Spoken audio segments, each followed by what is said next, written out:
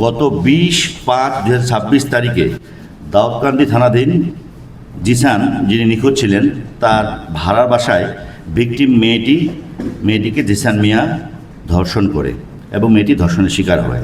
পরবর্তীতে বিভিন্ন সময়ে এই জিসান মিয়া প্রধান মেয়েটিকে বিয়ের প্রলোভন দেখিয়ে শারীরিক সম্পর্ক করে। এক পর্যায়ে মেয়েটি অন্তঃসত্ত্বা বা প্রেগনেন্ট হয়ে যায় কনসেপ্ট করে। এরপরে জিসান মিয়া প্রধান মেয়েটিকে জোরপূর্বক বাচ্চা নষ্ট করার জন্য চাপ প্রয়োগ করতে থাকে, না হলে মেয়েটিকে মেরে ফেলার হুমকি প্রদান করেন। এক পর্যায়ে মেয়েটি জানের ভয়ে বাচ্চা নষ্ট করতে রাজি হন। বাচ্চা নষ্ট করার ট্যাবলেট ক্রয় করে ভিকটিম মেয়েটিকে খাওয়ায়। মেয়েটি জিসানকে বিয়ের জন্য চাপ প্রয়োগ করে।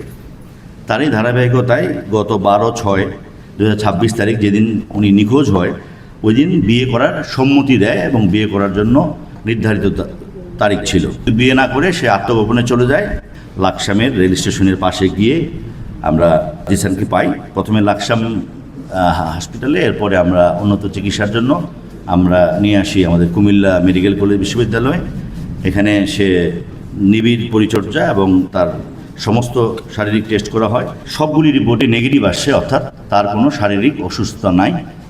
সে আত্মগোপনে ছিল, নিজেই সে আত্মগোপনে গেছে।